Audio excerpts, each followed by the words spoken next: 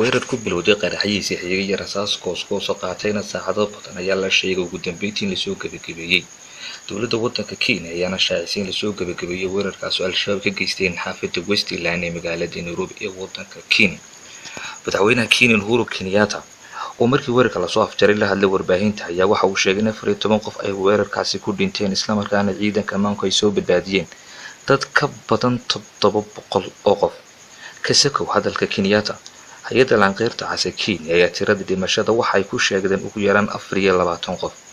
dhinaca kale madaxweynaha waddanka Kenya Uhuru Kenyatta oo wajigiisa laga dheehan kariyay qoomam ayaa waxa uu amray in ciidanku ay jawaab degdeg ah ka bixiyaan wixii ka dhacay magaalada Nairobi ururka al-shabaab ayaa xog dheeri isaguna waxa uu ka bixiyay weerarkii ay ka geysteen hotel ku yaala xaafadda Westland kaas oo sheegay inay ku dileen in ka badan 47 ruux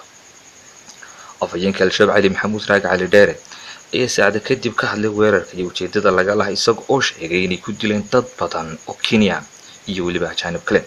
afayeenka al-shabaab Ali Dheere ayaa sheegay in howlgalkaasi ay ugu magac dareen la beegaya Qudus isla markaana laga gaaray guulihii looga dan lahaa Ali Dheere waxa uu sheegay in weerarkaasi uu ahaa jawaabtii Donald Trump ee aqoonsiga Qudus uu aqoonsaday caasimadda maamulka Yuhuudda isagoo sheegay in difaacayaan shacabka reer Falastiin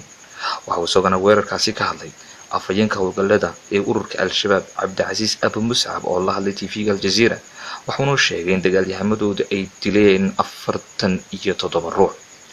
6 sano kadib weerarkii Westgate Mall magaalada Nairobi ayaa waxay meertagelisay dhowr iyo 10 saacadood oo argagax walaac iyo baqdin